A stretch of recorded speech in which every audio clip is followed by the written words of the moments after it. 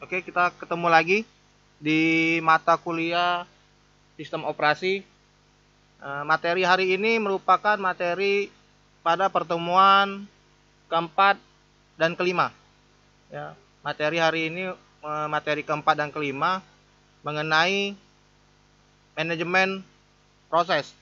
Ya, jadi materi hari ini merupakan materi keempat dan kelima dengan materi kita manajemen proses. Sebelumnya kita sudah mempelajari skema dasar, ya, struktur, komponen. Hari ini kita akan bahas manajemen proses. Ini materi kita. Ya, materi hari ini manajemen proses. Ya, jadi kalau kita bagi dua kata tersebut, ada kata yang namanya manajemen, ya, ada kata yang namanya proses. Ya, manajemen memanage, ya. Kerjaan sistem operasi itu kan memanage, ya. Bagaimana dia mengatur, yang sebelumnya itu mengatur sumber daya yang ada di komputer kita. Untuk berbagi sumber daya tersebut dibutuhkanlah beberapa proses-proses pembagiannya. Supaya apa? Supaya kinerja kita lebih efektif dan efisien, ya. User yang awam, ya, end user itu lebih nyaman menggunakan sistem operasi, ya. Jadi proses itu merupakan sebuah program, ya, yang sedang kita lakukan, yang akan kita eksekusi. Ya, jadi proses itu apa sih proses, Pak? Nah, kita mau buka open. Nah, itu kan ada loading. Ya, ketika proses loading itu kita sebut proses. Ya, itu ketika itu sedang proses eksekusi. Maksudnya ketika kita pengen buka file itu ada proses eksekusinya. Ya. Jadi sistem operasi mengelola semua proses di sistem dan mengalokasikan sumber daya ke proses-proses sesuai dengan, ya, kerjaannya masing-masing atau kebijaksanaan memenuhi apa sih yang diinginkan oleh si end user tersebut. Ya, itu kerjaannya. Ya. Jadi ada beberapa istilah kalau kita sebut dalam sebuah manajemen proses. Ya, ada beberapa istilahnya. Yang pertama kita sering dengar itu ada yang namanya multiprogramming. Ya, multiprogramming atau sering disebut juga dengan multitasking. Ya, jadi ada multiprogramming atau istilahnya multitasking. Yang kedua sering kita dengar juga multiprocessing. Ya, kalau multi itu kan berarti banyak, ya. Multi itu berarti banyak, berarti program. Misalnya satu multiprogramming berarti menjalankan banyak program, ya, dalam satu waktu misalnya. Multiprocessing, ya, menjalankan banyak proses dalam satu waktu. Ya. Terus yang terakhir atau yang ketiga istilahnya distributing processing. Ya, itu mungkin jarang kita dengar, tapi secara tidak langsung sering kita lakukan. Ya, apalagi yang sudah di dunia kerja biasanya sering sekali ini yang melakukan distributed processing, ya, atau computing. Ya. Jadi kita bahas satu-satu. Apa itu multiprogramming? Ya, multiprogramming itu biasanya sebuah kegiatan yang menjalankan beberapa program pada memori pada satu waktu. Ya, jadi beberapa program seperti namanya, ya, multiprogramming berarti beberapa program atau banyak program, ya, dijalankan pada satu waktu. Ya, contohnya apa? Nah, contohnya sebuah program misalnya kita menjalankan, kita sambil kita bisa buka file, kita bisa melakukan printer, kita bisa buka PDF, kita bisa dengar lagu. Ya, itu beberapa program yang sering kita lakukan ketika kita menggunakan komputer atau laptop kita. Itu namanya multiprogramming contohnya. Itu dalam satu waktu yang bersamaan kan kita sering dengar lagu. Kita sedang melakukan proses pengetikan. Kita lagi proses membuka sebuah aplikasi. Kita lagi membuka editing foto. Itu dalam satu waktu. Ya, itu multiprogramming. Apa sih multiprocessing? Nah, multiprocessing biasanya kemampuan sebuah komputer, ya, atau laptop atau PC untuk melakukan beberapa proses dalam waktu yang bersamaan. Jadi prosesnya banyak, tapi proses tersebut dilakukan secara bersamaan. Contohnya apa?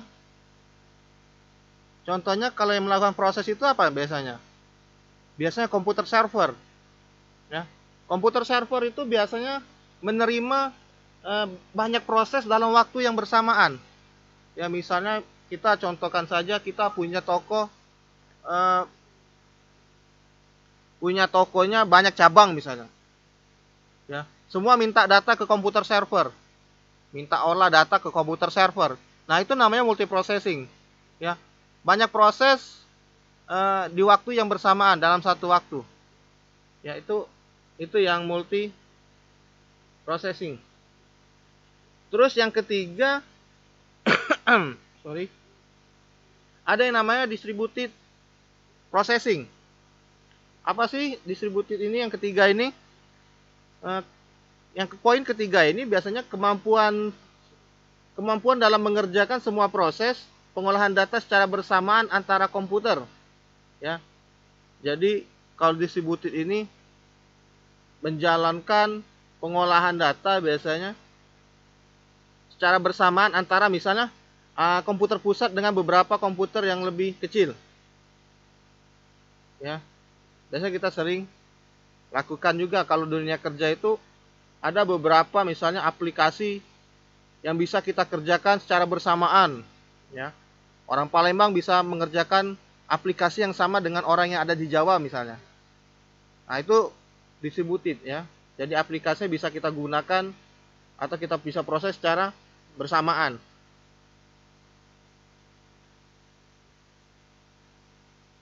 Nah, ini multiprogramming yang tadi ya, sudah saya jelasin ya. Jadi nah, multiprogramming ini proses-proses yang dijalankan di sistem multiprogramming ini mempunyai beberapa sifat. Ya, jadi ketika kita menjalankan multiprogramming, ya, proses-proses yang terjadi biasanya ada beberapa kriterianya, ya, atau sifat-sifatnya. Yang pertama biasanya prosesnya saling tidak tergantung. Ya, kalau multiprogramming kan kita membuka Word, kita ngetik, ya, kita dengar YouTube, ya, buka browser, itu kan tidak ada hubungannya. Ya, itu tidak ada hubungannya. Berarti saling tidak tergantung, independen ya. Yang pertama gitu. Yang kedua, satu program pada satu saat, ya, one program in any instant. Ya. Yang ketiga, mendukung komunikasi antar proses dan penciptaan proses. Terus yang keempat ada diagram state. Ya. Jadi diagram state ini kondisi ya. Nanti dibahas di materi berikutnya, slide berikutnya. Ini ya. Jadi ada 3 kondisi ketika proses itu akan dijalankan. Ya. Status itu biasanya enggak dihitung ya. Jadi ada status, ada terminate biasanya 1 dan 5-nya. Tapi yang dihitung adalah ketika running, ya. Kedua ready, yang ketiga block. Ya. Jadi running itu pemroses sedang mengeksekusi instruksi proses, ya. Prosesnya sedang berjalan. Kalau ready, prosesnya sudah siap dieksekusi, tapi pemroses tidak mengeksekusi prosesnya. Ya. Yang terakhir di block, proses menunggu ketentuan atau kajian setelah proses itu selesai. Ya. Nah, ini multiprocessing yang tadi ya. Ya, banyak seperti komputer server, kita bisa melakukan beberapa proses dalam waktu yang bersamaan. Terus yang tadi distribusi processing, ya. Manajemen banyak proses yang bisa dieksekusi di banyak sistem komputer yang tersebar, distribusi ya, pada satu jaringan, ya. Jadi aplikasi yang tadi bisa dibanyak gunakan, ya. Terus ada kebutuhan utama pengendalian sebuah proses. Ya, jadi ada 3 kebutuhan utama dalam pengendalian proses. Yang pertama itu ada yang nama interleave, ya, saling melanjutkan. Yang kedua itu mengikuti kebijakan tertentu. Yang ketiga poinnya mendukung komunikasi antar proses dan penciptaan proses. Ya, jadi yang pertama itu saling melanjutkan prosesnya. Yang kedua itu mengikuti kebijakan tertentu. Yang ketiga mendukung komunikasi antara proses dan penciptaan proses. Ya, ini diagram state yang tadi ya. Jadi kalau interleave itu ya, sistem operasi melakukan eksekusi proses untuk memaksimumkan penggunaan pemroses sambil memberi waktu tanggap yang memadai. Ya, jadi ketika saya mau ngetik, sudah ngetik itu proses pengetikan. Ada proses yang terjadi ketika saya melakukan proses pengetikan. Ya, kemudian saya akan melakukan printer, ya, mencetak. Nah, itu ada proses yang saling melanjutkan. Ketika saya ngeprint itu dilanjutkan nanti sama proses yang akan terjadi di proses mencetak outputnya. Ya, terus mengikuti kebijakan sama mendukung proses tadi. Ya, kalau mengikuti kebijakan dia supaya tidak menghindari deadlock. Deadlock itu apa ya istilahnya? Ya, jadi sistem operasi harus mengalokasikan sumber daya itu yang pas. Ya, jadi kalau deadlock itu susah jelasin apa sih istilahnya. Nanti kalian bisa cari tahu sendiri ya apa deadlock itu ya. Dalam artian ilmu komputer, ya. Jadi misalnya fungsi atau aplikasi tertentu mempunyai prioritas yang lebih tinggi, ya. Jadi mengikuti kebijakan tertentu itu dia sudah tahu misalnya kita sudah si A, si B, si C. Yang mana sih prioritinya yang dahulu? Apakah A atau B atau C? Ya. Kalau dikerjakan secara bersamaan itu namanya deadlock, ya. Jadi dia ada prioritasnya yang lebih tinggi. Oh, misalnya ABC, oh kita kerjain yang B dulu karena ini yang lebih cepat misalnya prosesnya. Oh, ini yang lebih dahulu dikerjakan gitu kan. Oh, ini waktu yang dibutuhkan untuk proses ini lebih dikit. Nah, itu priority. Ya, itu masih mengikuti kebijakan tertentu. Ya. Untuk menghindari deadlock. Ya, biasanya deadlock itu misalnya contohnya hang. Ya, hang, misalnya koneksinya putus itu ya, itu deadlock. Nah, ini diagram kondisi tadi ya. Ya, submit ketika kita ini ya ready, ya, running terus block. Ya, ini gambarannya. Nah, ini penjelasan dari gambarnya tadi ya, kalian bisa baca. Nah, terus ada yang namanya PCB. Ya. Sistem operasi memerlukan banyak informasi mengenai proses, ya, supaya dapat melakukan pengelolaan proses secara benar. Ya, jadi ada yang namanya PCB, ya, yang dibutuhkan oleh sistem operasi supaya proses ini secara benar. Ya. Jadi PCB ini struktur datanya dia menyimpan informasi yang lengkap mengenai proses sehingga sistem operasi dapat mengelola seluruh siklus hidup semua proses di sistem. Jadi PCB ini secara tidak langsung akan menyimpan proses secara sementara, ya, dan akan dikeluarkan kembali ketika proses itu dikerjakan, ya. Terus ada 3 kelompok, ya. Sistem operasi biasa mengelompokkan 3 kelompok untuk PCB. Yang pertama ada informasi identifikasi proses.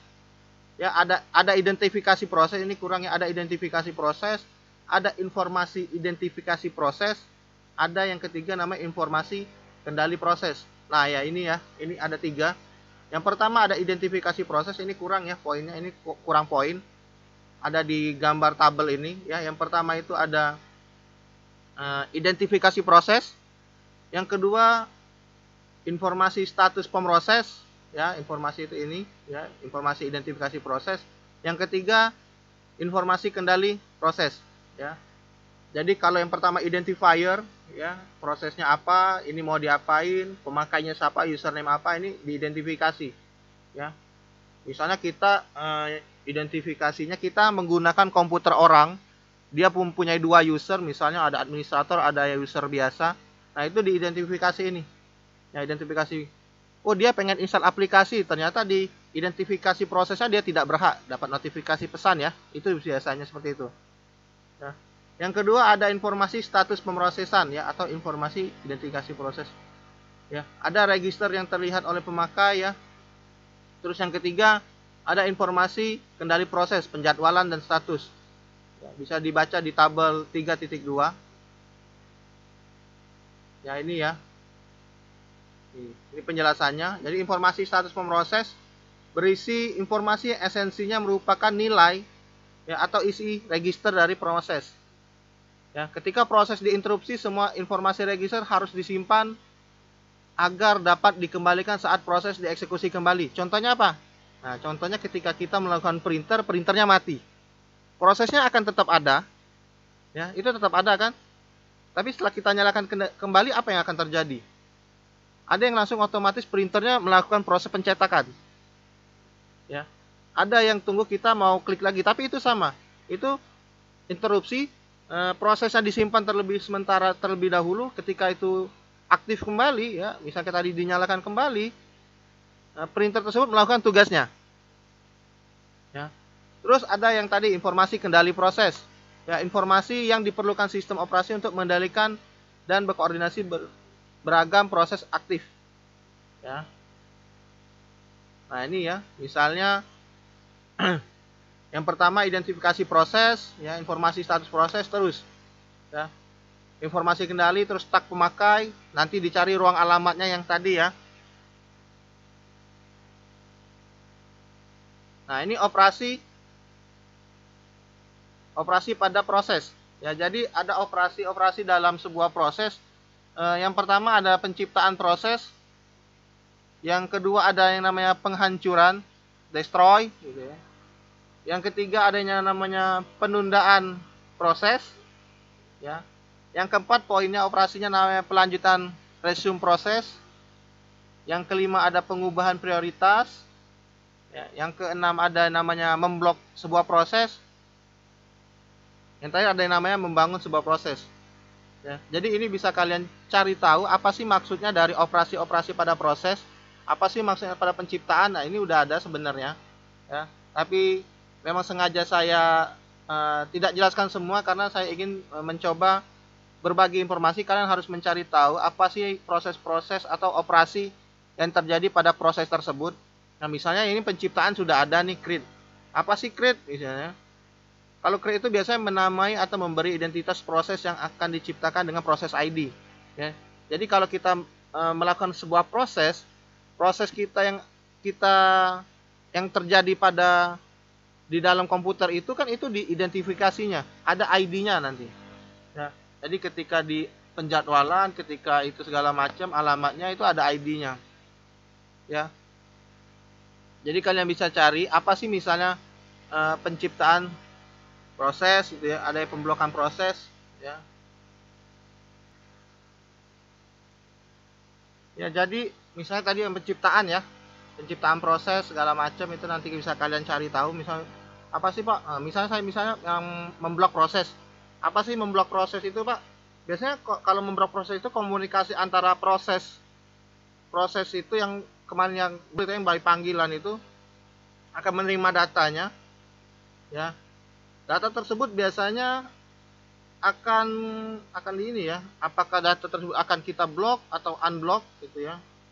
Ya, biasa kita dengar namanya sinkron asinkron gitu ya.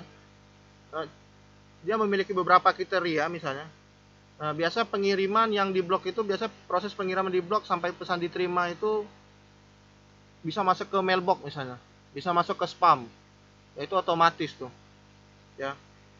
Terus pengiriman yang tidak diblok misalnya. Apa sih contohnya? Dia biasanya proses pengiriman pesan akan dikalkulasikan dengan proses-proses sebelumnya. Ya. Terus ada yang namanya penerimaan. Ya, jadi memblok itu ada yang namanya pengiriman yang diblok, ya, pengiriman yang tidak diblok misalnya. Terus ada penerimaan yang diblok. Kenapa sih penerimaan ini bisa diblok? Terus ada kriteria lagi, ada penerimaan yang tidak diblok. Ya. Jadi untuk sesi berikutnya kalian bisa menjelaskan ya apa sih operasi-operasi yang terjadi pada proses ya, pada sistem operasi. Ya, sebelumnya nanti saya tanya mengenai apa itu yang program perintah-perintah internal dan eksternal pada komen kemarin gitu ya. Terus ada ini nanti kita saling tukar pikiran ya, kita sharing ilmu pengetahuan mengenai apa proses-proses atau operasi-operasi pada proses sistem operasi ya. Demikian materi yang bisa saya sampaikan untuk pertemuan keempat dan kelima ya, mengenai materi manajemen proses ya. Terima kasih.